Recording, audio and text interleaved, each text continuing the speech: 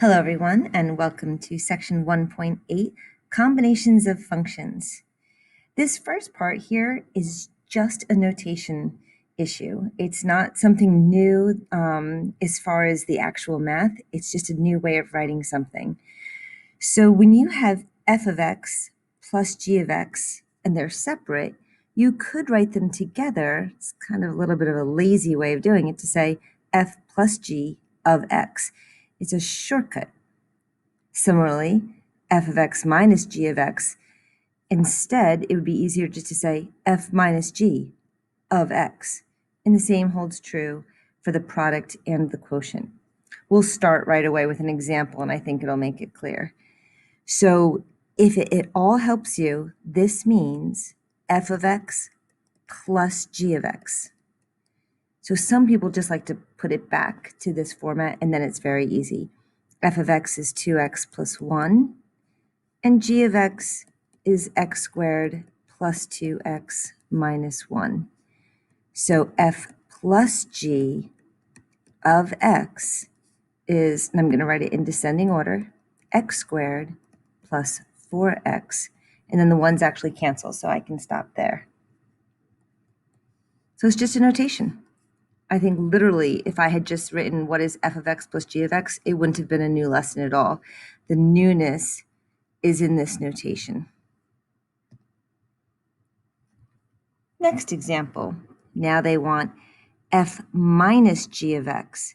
Again, if this is at all difficult for you, you're welcome to write it as f of x minus g of x. This is the one where most people make their mistake. Don't forget to distribute the negative.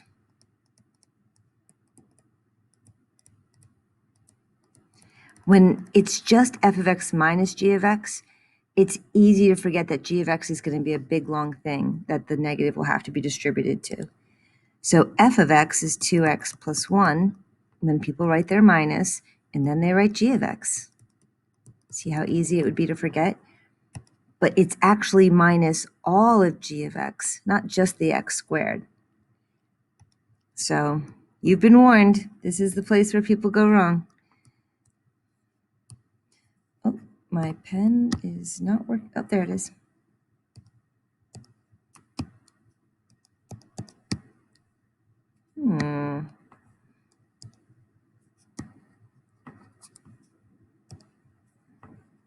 So this is 2x plus 1 minus x squared minus 2x plus 1.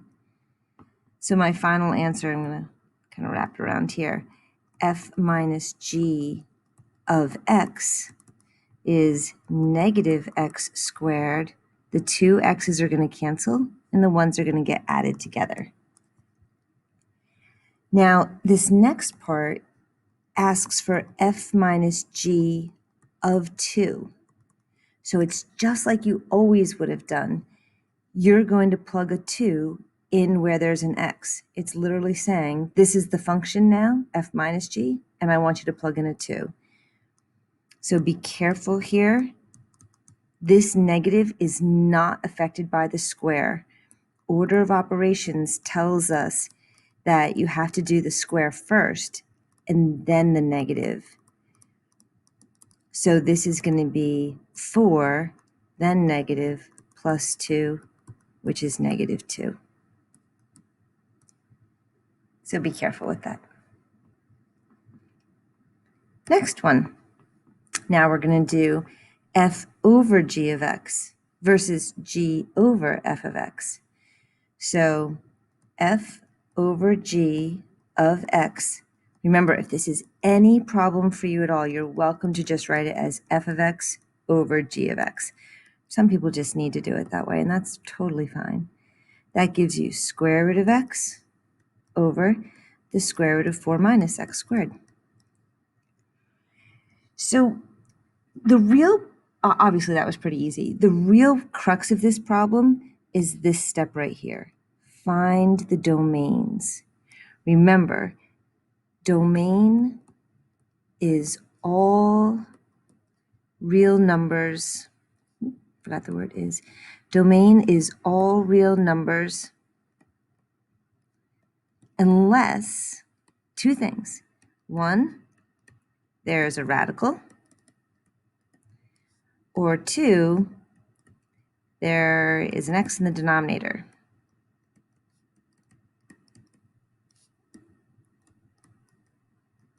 And in this one, we have both. So why is that important? Because you can never have a negative under the radical. No negative under the radical. And this one's important because you can never have a 0 in the denominator. No 0 in the denominator. Those are always the two things that are going to make you have a domain. If you don't have a radical and you don't have a denominator, then the domain is just going to be all real numbers. But these are the two exceptions. So because of the top, you can say that x has to be greater than or equal to 0 because you can't have a negative underneath the radical. But then there's also a radical on the bottom. This one's a little trickier. You're going to have to really think about what kind of numbers x could be. This is totally just you're thinking it through. There is a mathematical way to do it, but most people are more successful with just thinking about it. What kind of numbers could x be? X could be 0, 1, 2. Oh, could it be 2? No, because if x was 2, you would have 4 minus 4, and then you'd have a 0 on the bottom. And it can't be 3, because then you'd have a negative. So x has to be greater than 0, but x also has to be less than 2. That's not an easy way of writing it. This is where I really love interval notation. It can be anything from 0 up until 2. That is the more concise way to write it. Now, the reason that there's two parts to this problem is because it's really interesting to compare them. Now I'm going to do g over f of x, which again, if it helps you, you can just write it as g of x over f of x. Don't let the notation be what gets you. Now the g is the square root of 4 minus x squared, and the f of x is square root of x. So on the one hand, it's still true. Because of the top, x has to be less than 2, but now x can be equal to 2, because if you put a 2 in here, you'll get a 0, but a 0 in the numerator is okay. We didn't want x to be 2 down here on the red one because we didn't want there to be a 0 in the denominator, but a 0 in the numerator is okay. So now all of a sudden this number is okay. And then on the bottom, you want x to be a positive number because of the radical. So I want x to be greater than 0, but before on the red one, it could be greater than or equal to 0, but now that we're on the bottom, I just want it to be greater than 0. How do I put these two pieces together? 0 is the smallest it can be, and then 2 is the biggest. And now 2 gets the bracket because of the equal to sign, and 0 gets the parenthesis. So it did change the answer just a little bit, and hopefully that gave you another chance to practice domain. This next one is called the composition of a function. Composition of a function. There's two different ways of writing it. So in the same way that f of x plus g of x, we learned today that we could just write it as f plus g of x. My favorite way to write a composition of a function is f of g of x. This just makes so much sense to me. But in the same manner as up here, it can be written f of g of x. So that follows that same pattern as f plus g of x, f minus g of x. So it looks a little funny. Some people say fog, but it's not. F of g of x. So I'm going to just digress for a minute here and make it really easy for you. Let's say that f of x is x plus 3. Then if I said to you, what is f of 2, you know that that means 2 plus 3. If I said, what is f of w, you would say w plus 3. If I said, what is f of heart? You would say heart plus 3. You know that whatever goes in that spot is what you put in your equation.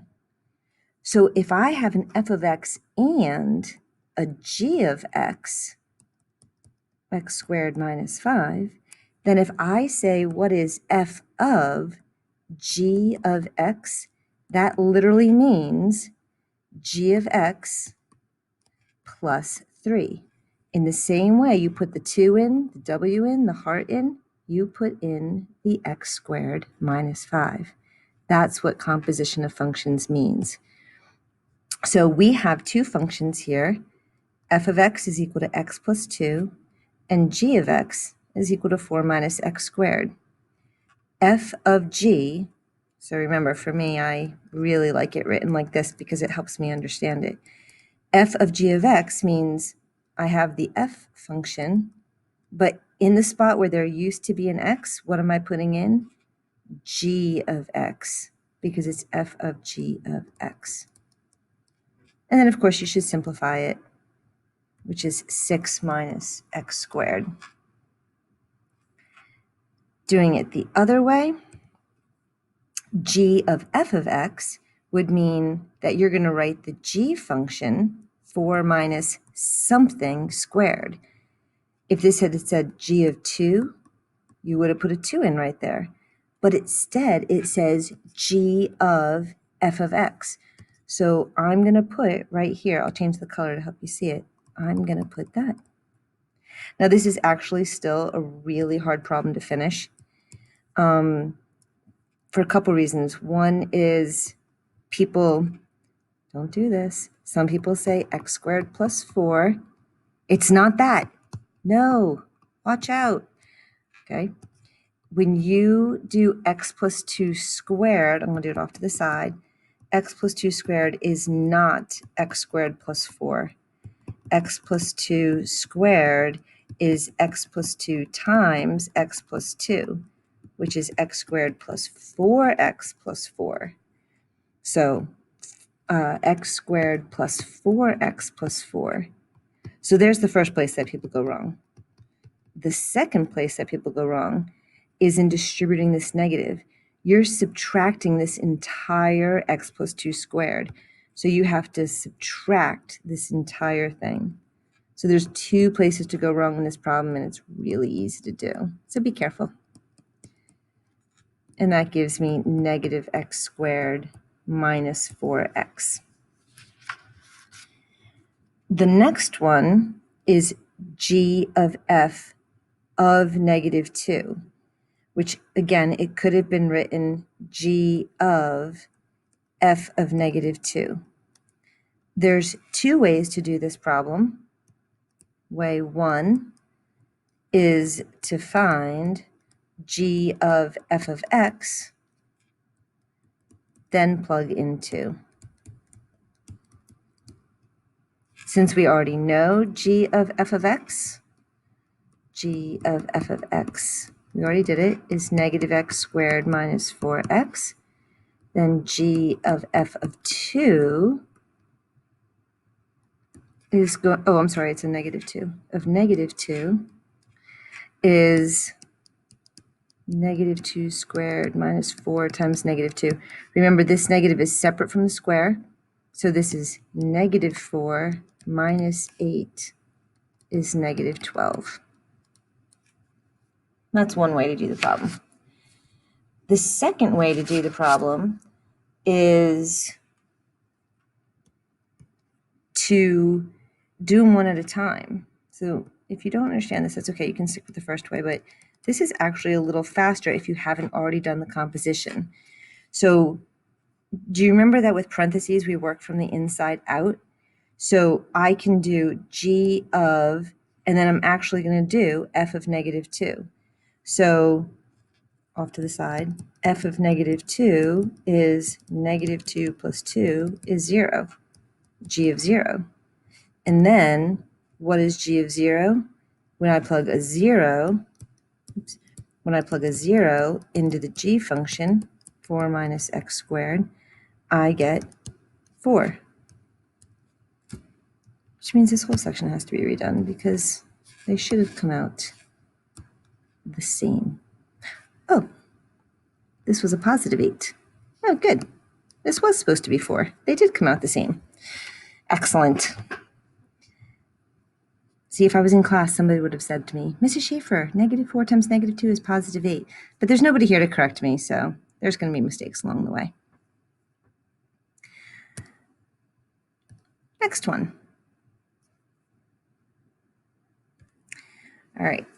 This is a little bit of theory, which is a little bit tricky.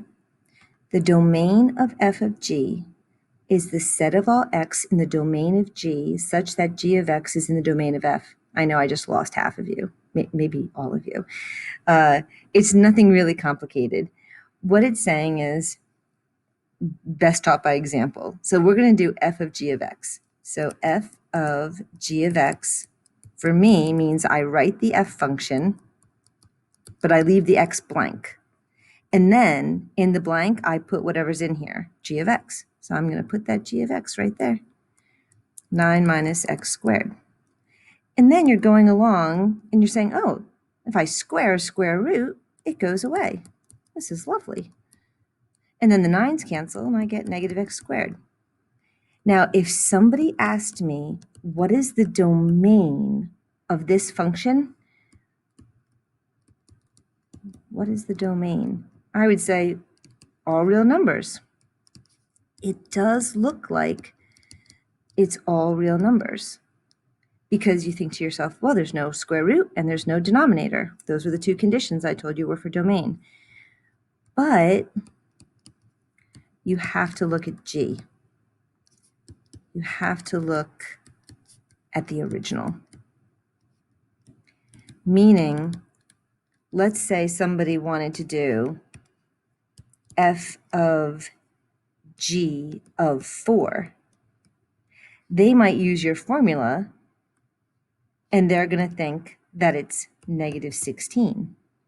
But it's not, because if you actually put a 4 into here, you would get 9 minus 4 squared, which is 9 minus 16, which is the square root of -7, which you can't do.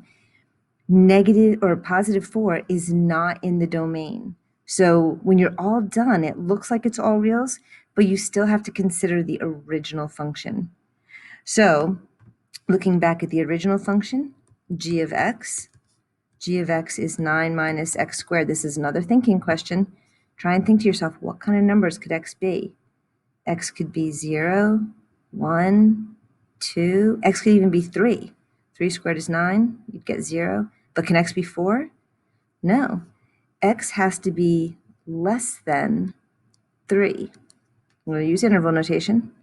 What's the smallest number it could be?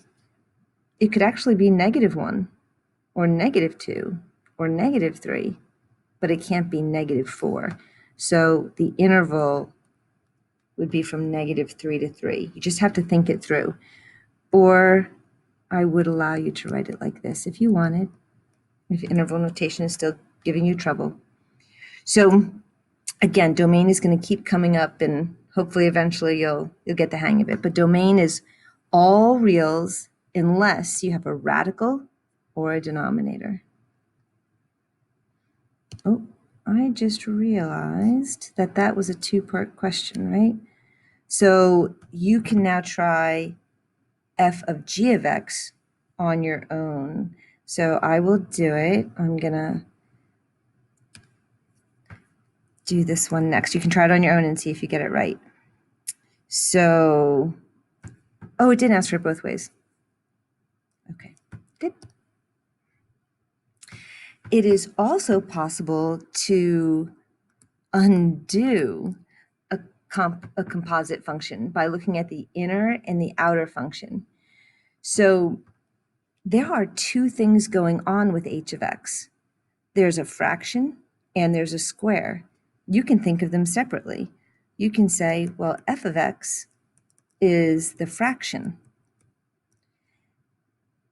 and g of x is x minus 2 squared. If somebody put those together, if they did f of g of x, they would be saying 1 over something, and what goes in that something? G of x minus 2 squared. That would be one way to do it. Another way to do it, I didn't really leave room to do it two ways, but I think it might help some people to do it two ways. So another way to do it is, let's say I made f of x 1 over x squared. Then I could make g of x minus 2. And that would also work. F of g of x would be 1 over something squared. And what would go in that something? X minus 2. So when you're doing your homework, it's going to say answers may vary, and it might give you an example of an answer, but there's choices. So there was the blue way was perfectly valid, the red answer was perfectly valid. So this was another option. So you should try to write h of x as the composition of two functions. You should stop the video and see if you can do it on your own, but I am going to do it now. You know I always do. So I would make f of x equal to x cubed, and then I would make g of x equal to 3x minus 5. Then f of g of x, f of being the outer one, is going to be something cubed. I always leave it blank. And then what goes in that blank? 3x minus 5. Here's two more. Again, I hope that you've stopped the video and that you're not just letting me do these for you. I'm going to do this one backwards. I'm going to do g of x is 5 over x cubed. And f of x is equal to 3x minus 1, just 3x minus 1, so it doesn't really need the parentheses. 3x minus 1. Then h of x would actually be equal to g of f of x, because g means I write the g function, leaving the x blank, and then I put the f inside it, just to practice your composition of functions again. On the last one, two functions that I see are the square root function, and I see the 9 minus x. Which way makes h of x? F of g of x. If I put that 9 minus x squared in f of x, if I put g of x in f of x, I'll get this. Most people say they really like it. They like trying to undo them. It's a little bit of a puzzle. So I hope that you enjoyed it.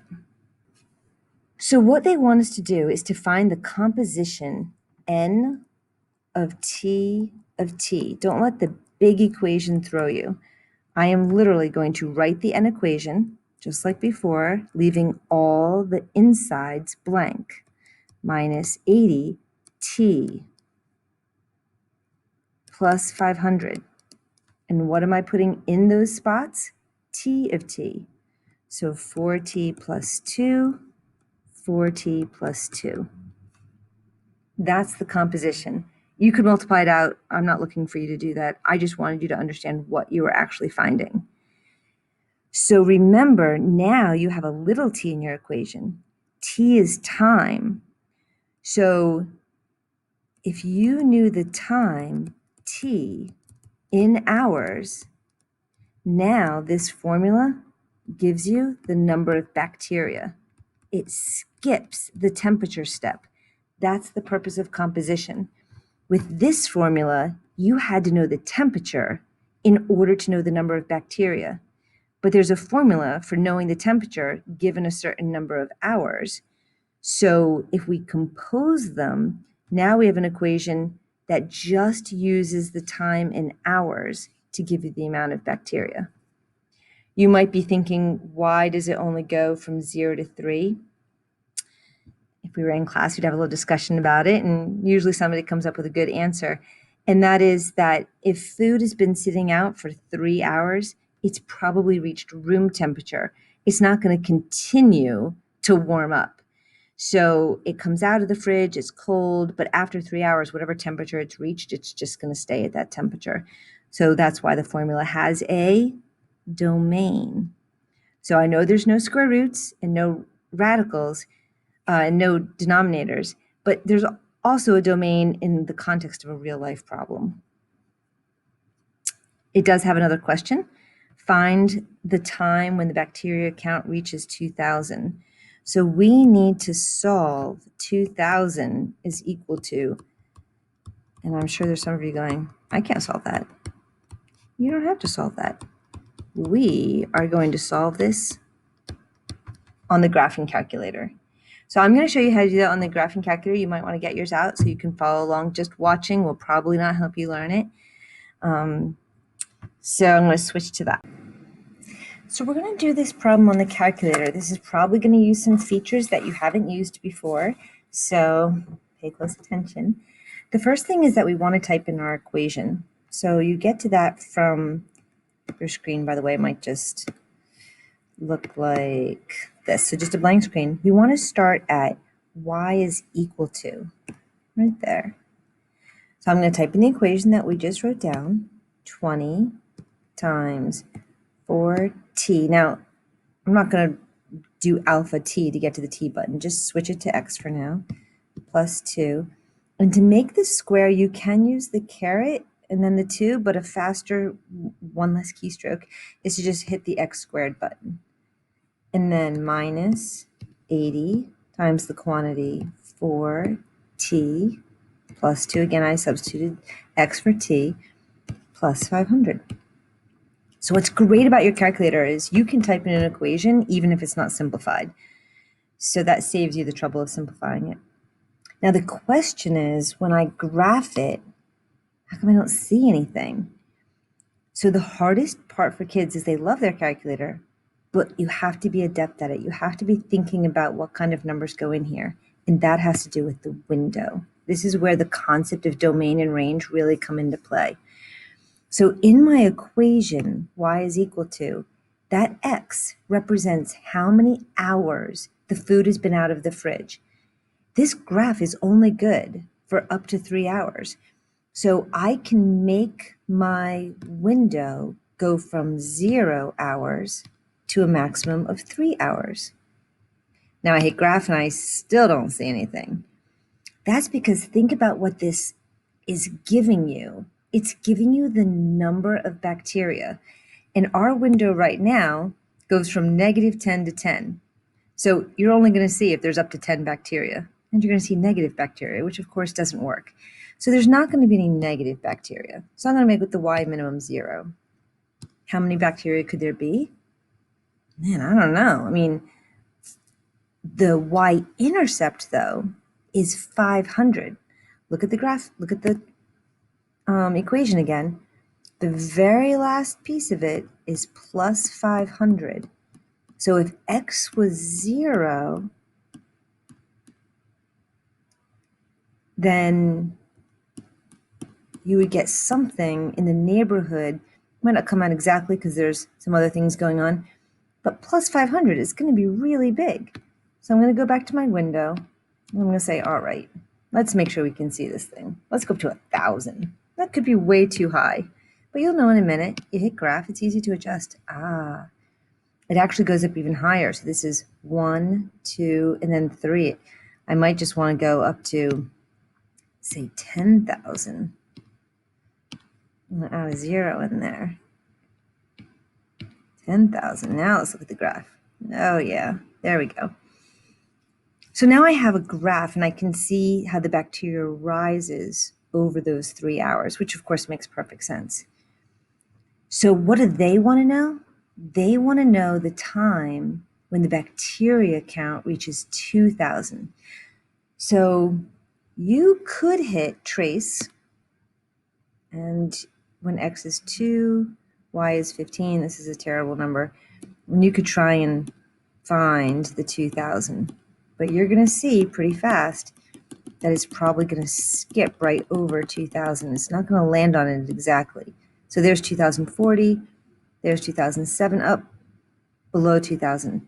So this is not going to give you the exact answer. Here's how you can get the exact answer. You want to know when the y value is going to be 2000. So I'm going to go back to my y is equal to, and I'm going to make a second graph, which is going to be a line, and I'm going to make it 2000. I hit graph. Do you remember what that's going to look like? Y is equal to a number. It's going to make a horizontal line at 2000. And now your graphing calculator can perfectly find that point of intersection. Second, calculate. Whenever you want it to do a calculation, this is the button you're looking for. And I want to know where those two things intersect. So I go down to intersect and hit enter. It's saying, is this the first curve that you'd like to intersect? So you hit enter to say yes. And then they're asking, is this the second one? And you can hit enter again to say yes. And then it asks you to make a guess. Isn't that sweet? I don't ever guess. I just hit enter. And there you go. It's going to have 2,000 bacteria at 2.222 hours. So could you have estimated it using the trace button? You could have, but I'd really like you to get the exact answer. This method can actually be used to solve all kinds of equations that you don't know how to do. On one side, you put the number you're trying to get, and on the other side, you put the equation. Intersect them, and you can always use this as a backup for when you don't know how to solve a problem. Okay, we're on the last one. The weekly cost of producing X units in a manufacturing process is given by the function C of X is equal to 48X plus 1,150. The number of units produced in T hours is given by the equation X of T is equal to 40T. So let's try and make sure you understand these two equations. This one will tell you how much it's going to cost to produce a certain number of something. So let's say you're making blenders, very boring, but if you're going to make 100 blenders, you put 100 right in there, and this will tell you how much it's going to cost. This equation says, if you tell me the number of hours, I can tell you the number of blenders. So obviously it's 40 blenders per hour. So if I say, well, what about in 2 hours? 2 would be 80. What if I say 4 hours?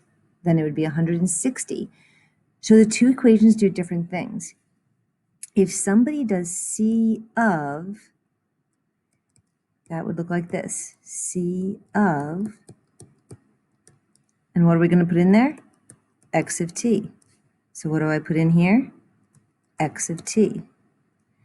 So C of X of T is, oh, I need my calculator. Don't know this off the top of my head. 48 times 40 is 1920. 1920T plus 1,150. So their question is, what does this mean? Notice what the variable is now. It's hours. And what does it produce? Cost. It means it skips this middle step of the actual number of, like I keep saying blenders, but whatever they're making. So now you tell me how many hours we're in production, and I can tell you how much it's going to cost us, which for some business people is what they need to know. They're like, look, and a 40-hour week, for 40-hour work week, how much is it going to cost me? They could just plug a 40 into there and they would know the cost. They might not care how many widgets you're making during those 40 hours. They just want to know the cost. And that's what the composition of functions would do. So it is a very real life application, even in these two very simple explanations. All right, that is it. You have finished composition of functions. I hope you have a great day.